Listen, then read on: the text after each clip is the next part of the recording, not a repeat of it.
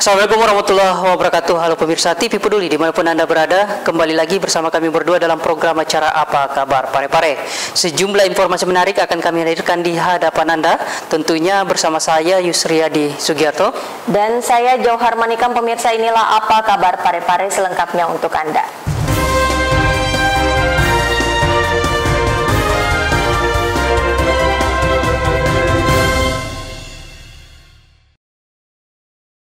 Baik, kita ke informasi pertama pemirsa. Dalam rangka mensukseskan vaksinasi anak di Kota Parepare, Ketua Tim Penggerak PKK Kota Parepare Haja Erna Rashid Taufan meninjau pelaksanaan vaksinasi COVID-19 di sejumlah sekolah dasar. Ketua Tim Penggerak PKK Kota Parepare Haja Erna Rashid Taufan meluangkan waktu turun meninjau pelaksanaan vaksinasi COVID-19 untuk anak usia 6 hingga 11 tahun di sejumlah sekolah dasar pada Jumat 28 Januari 2022.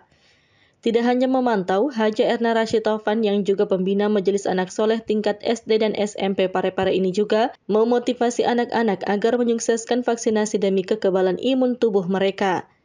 Dengan gaya khasnya, Bunda PAUD yang dikenal suka dan senang berbaur dengan anak-anak ini memberikan cenderamata kepada anak-anak yang vaksin. Cenderamata berupa kipas tangan yang didesain oleh tim penggerak PKK Parepare mampu membuat anak-anak ini senang. Haja Erna Rashid Taufan saat meninjau pelaksanaan vaksinasi anak di SD 24 Parepare mengaku bersyukur atas antusias dan semangat anak ikut vaksin yang didampingi langsung oleh orang tua masing-masing. Alhamdulillah, ini kunjungan kami ke sekolah-sekolah untuk memberikan motivasi dan arahan juga sedikit kepada para orang tua dan anak-anak agar supaya tidak takut divaksin, ya, karena vaksin ini adalah usaha pemerintah untuk pencegahan kita terpapar oleh virus yang masih masih merebak ya di seluruh dunia dan Indonesia, dan terakhir ini ada namanya varian baru Omikron ya. Jadi karena sudah masuk di Sulawesi Selatan, oleh sebab itu kita melakukan percepatan supaya semuanya berapa persen bisa divaksin ya. Jadi kita menyampaikan bahwa Ananda, Ibunda, jangan sampai takut divaksin. Insya Allah pemerintah bertanggung jawab. Kalaupun ada efek di salah seorang atau beberapa orang, itu tidak mewakili semuanya. Jadi mungkin di antara 1.000 ada yang 2 atau 3 ya. Mungkin karena faktor kesiapan ya, atau ada penyakit lainnya yang diidap oleh seseorang sehingga berefek tidak bagus seperti itu. Sri Ayu, TV Peduli mengabarkan. Pemirsa, kita beralih ke informasi lainnya. Untuk mengantisipasi pencemaran ekosistem laut pasca terbakarnya kapal kayu di Pelabuhan Rakyat Lontange Kamis dini hari lalu, KSOP dan Pertamina menurunkan 200 meter oil boom guna membersihkan sisa tumpahan minyak dan puing-puing sisa kayu yang telah hangus terbakar. Pasca kebakaran 2 kapal kayu pengangkut barang di Pelabuhan Rakyat Lontange, Kelurahan Kampung Pisang, Kota Parepare, Otoritas Pelabuhan Kota Parepare, Sulawesi Selatan bekerja sama dengan Pertamina mengantisipasi pencemaran akibat kebakaran. Untuk mengantisipasi pencemaran di laut akibat kebakaran, 2 kapal kayu pengangkut barang, yakni KLM Tanjung Bunga Teratai 01 dan KLM Maritim Jaya. KSOP Parepare bekerja sama dengan Pertamina menurunkan 200 meter oil boom untuk memblok sisa-sisa tumpahan minyak dan puing-puing kayu dari kapal yang terbakar. Insert, pihak KSOP telah memanggil sejumlah awak dan nahkoda kapal dari 2 kapal yang terbakar untuk mengusut kejadian itu. Oleh KSOP Parepare selanjutnya yaitu melakukan penanggulangan pencemaran akibat daripada kebakaran kapal tersebut dengan menurunkan pembatas atau oil boom sepanjang 200 meter di sekeliling kapal tersebut supaya tidak mengalami pencemaran atau merembes kepada wilayah-wilayah lain. Alhamdulillah kita sudah lakukan itu, dan kita bersama dengan tim dari Pertamina juga bersama-sama dengan tim dari petugas Polsek. Saya kira itu. Erwin, TV Peduli mengabarkan. Sebagai bentuk kepedulian terhadap warga di Kota Parepare, sejumlah relawan nakes yang tergabung dalam komunitas mengadakan periksa kesehatan gratis di Kecamatan Soreang. Paskas dan Masjid Modern Kurir Langit mendatangkan relawan tenaga kesehatan untuk warga yang tinggal di daerah terpencil di Parepare. Belasan relawan nakes yang tergabung dalam dua komunitas ini memberikan pemeriksaan secara gratis, mengedukasi masyarakat, dan memberikan obat yang dibutuhkan warga saat memeriksakan kesehatannya di Masjid Kapal Munzalan yang berada di Kelurahan Bukit Harapan, Kecamatan Soreang. Tak hanya itu, gabungan relawan tersebut juga memfasilitasi warga untuk hitan gratis, mulai dari anak-anak, dewasa, hingga lansia dilayani dengan baik. Gerakan itu merupakan kepedulian para relawan kepada warga yang berada di daerah pelosok, pinggiran ataupun terpencil yang susah atau sangat jarang mendapatkan fasilitas kesehatan secara gratis. Hari ini sinergi antara Pasukan Amal Soleh, Parepare, Paskas dengan Masjid Modern Kurir Langit melakukan kegiatan klinik kesehatan gratis untuk warga-warga yang jauh dari maksudnya warga pelosok yang jauh dari jangkauan fasilitas kesehatan, dan hari ini diadakan di area Masjid Kapal Munzalan Parepare. Setelah di Kecamatan Soreang, gerakan tersebut akan berkesinambungan. Rencananya sasaran para relawan akan menyasar di daerah Bambu Runcing, tepatnya di Masjid Modern Kurir Langit. Nur Fadila Wahid, TV Peduli mengabarkan. Masih bersama kami pemirsa, upaya mendukung pemerintah dalam melakukan pemulihan ekonomi, Bulog menggandeng Dinas Perdagangan turun ke pasar untuk memantau ketersediaan dan juga stabilitas harga barang. Dalam rangka menjelang Imlek sekaligus menjaga ketersediaan stok khususnya beras dan minyak goreng di Kota Parepare, Perum Bulog Parepare bersama dengan Dinas Perdagangan dan sejumlah instansi terkait melakukan monitoring harga di Pasar Lekesi pada Jumat 28 Januari 2022.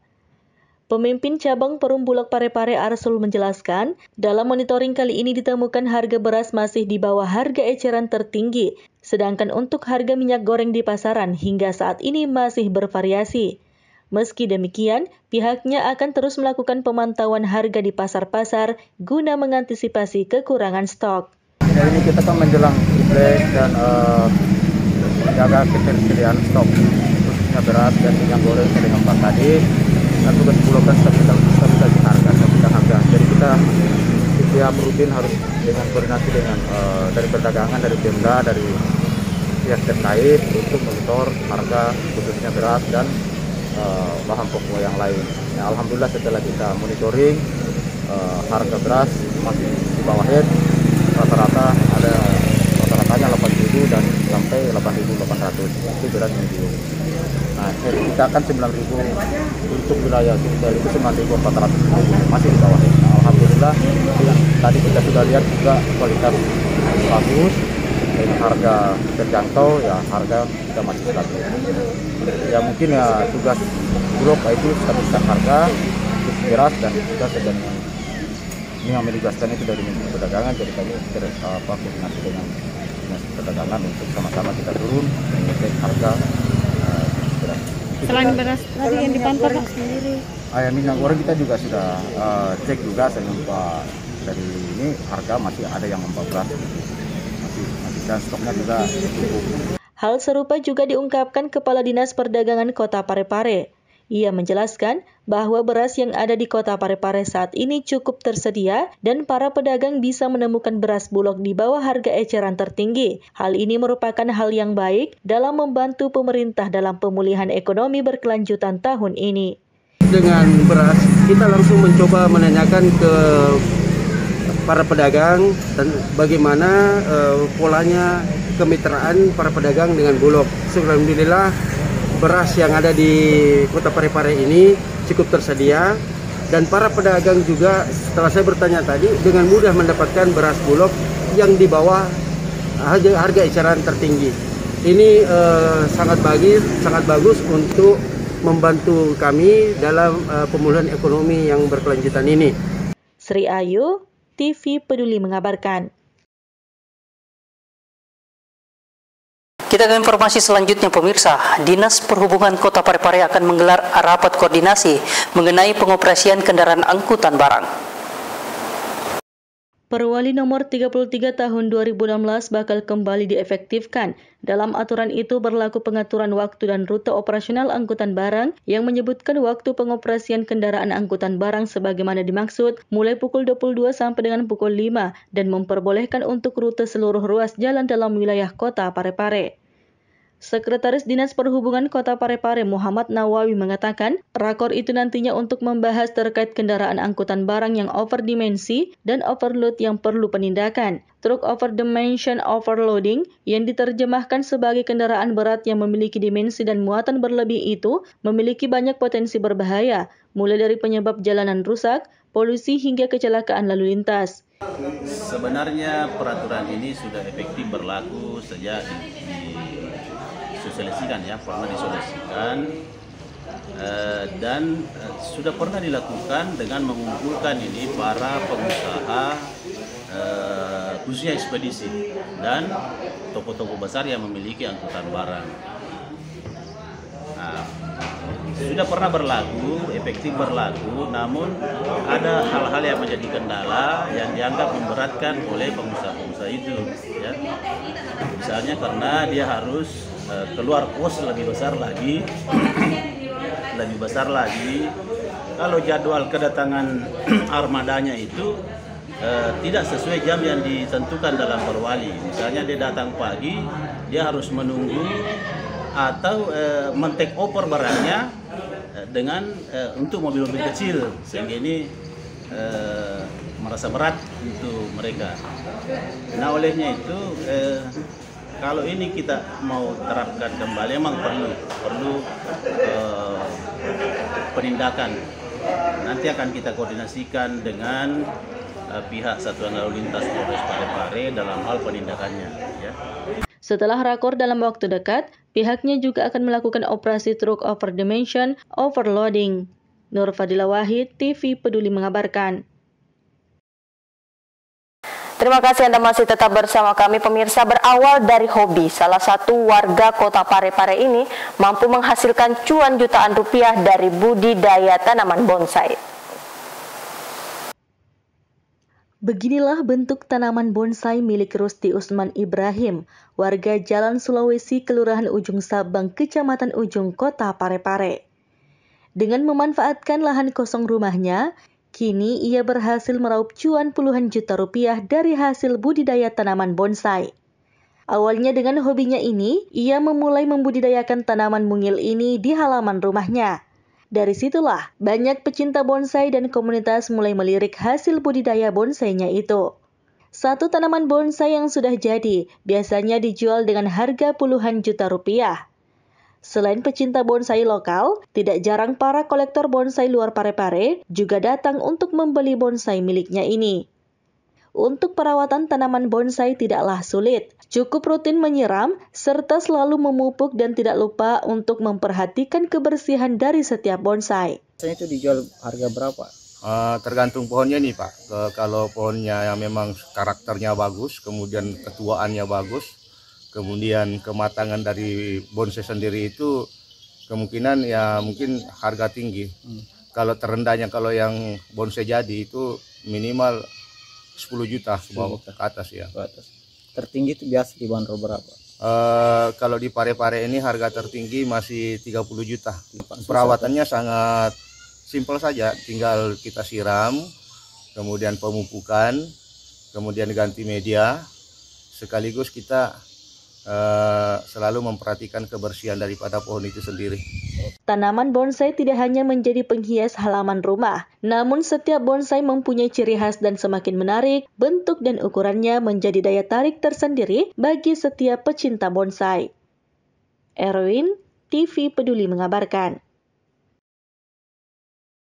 Dalam rangka memeriahkan Hari Bakti Migrasi ke-72, Kantor Imigrasi Parepare kembali memperkenalkan aplikasi M-Paspor yang merupakan layanan terbaru dari Direktorat Jenderal Imigrasi untuk mempermudah masyarakat dalam mengurus paspor. Kantor Imigrasi Kelas 2 TPI Parepare baru-baru ini meluncurkan aplikasi M-Paspor. Aplikasi ini merupakan layanan terbaru dari Direktorat Jenderal Imigrasi guna memberikan kenyamanan dan kemudahan kepada para pemohon paspor.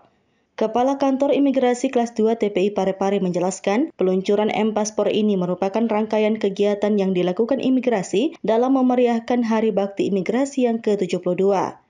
Tidak hanya itu, Arif Ekarianto juga menjelaskan sejumlah manfaat yang bisa dinikmati para pemohon jika menggunakan aplikasi M-Paspor ini. 2 di antaranya, pemohon dapat mengajukan permohonan paspor dengan mengunggah scan berkas ke aplikasi. Dengan demikian, pemohon cukup menunjukkan berkas aslinya saat wawancara di kantor imigrasi sehingga memangkas waktu tatap muka. Serta dalam aplikasi M-Paspor ini juga terdapat fitur reschedule jadwal kedatangan yang akan mempermudah pemohon sesuai dengan waktu yang dipilih. Selain meluncurkan M-Paspor, pada puncak perayaan Hari Bakti Imigrasi yang ke-72, juga diluncurkan aplikasi cegah dan tangkal atau cekal online yang berbasis web dan terintegrasi dengan platform layanan keimigrasian lainnya untuk memudahkan identifikasi subjek yang dikenakan pencegahan atau penangkalan. Surat edaran dari Direktorat Jenderal Imigrasi dan Peraturan Menteri Hukum HAM pada saat ini, Direktorat Jenderal Imigrasi meluncurkan layanan terbarunya adalah M-Paspor yang memudahkan masyarakat untuk dapat melakukan pendaftaran secara online dan memilih waktu kapan yang bersangkutan akan dilakukan wawancara untuk proses permohonan paspornya. Kemudahan masyarakat adalah masyarakat tidak perlu lagi membawa fotokopi. Jadi di M-Paspor ini masyarakat sudah bisa men-scan segala dokumentasi yang ada itu melalui kamera handphonenya untuk diverifikasi. Tapi masyarakat perlu juga membawa surat-surat atau keterangan-keterangan aslinya untuk dapat ditunjukkan kepada petugas untuk diverifikasi. Dalam rangkaian Hari Bakti Imigrasi meluncurkan layanan M-Paspor dan cekal online, di mana M-Paspor memudahkan masyarakat dalam proses pembuatan paspor luar negeri, dan cekal online memudahkan aparat hukum terkait untuk dapat memasukkan nama-nama yang diduga atau disangkakan terkait dengan tindak pidana atau kejahatan lainnya.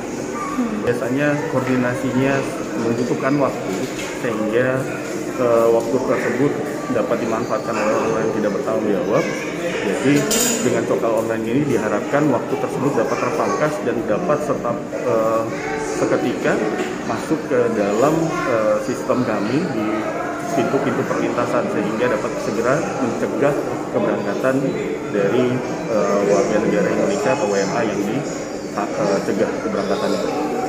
Salah seorang pemohon paspor dari Kabupaten Baru dan telah menggunakan aplikasi M-Paspor ketika melakukan pengurusan paspor di kantor imigrasi kelas 2 TPI Parepare, Ramli memberikan apresiasi dengan layanan baru yang diluncurkan Direktorat Jenderal Imigrasi.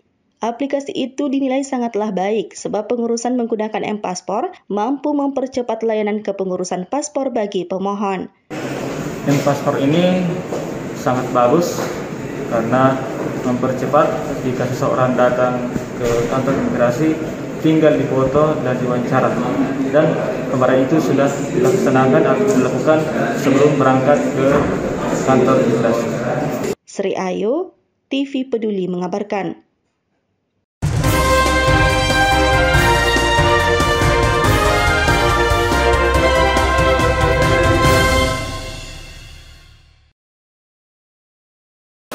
Dan pemirsa, berikut kita saksikan informasi cuaca sekitar kota Parepare yang kami dapatkan dari BMKG Wilayah 4 Makassar.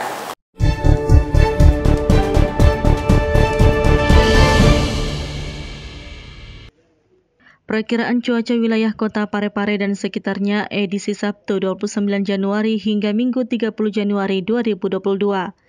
Kota Parepare terdiri dari 4 kecamatan, yakni Bacukiki, Bacukiki Barat, Ujung, dan Soreang. Adapun perakiraan cuaca di 4 kecamatan tersebut, pada pagi hingga siang hari, cuaca diperkirakan berawan. Pada sore hingga malam hari, cuaca diperkirakan berawan. Pada dini hari, cuaca diperkirakan berawan. Sedangkan pada minggu pagi, cuaca diperkirakan cerah berawan. Untuk suhu udara di 4 kecamatan tersebut berada pada angka 25 hingga 32 derajat Celcius. Kelembapan udara berada pada angka 65 hingga 90% dan kecepatan angin berada pada angka 30 km per jam. Informasi ini diperoleh dari BMKG Makassar pada Jumat 28 Januari 2022 pukul 10:03 waktu Indonesia Tengah.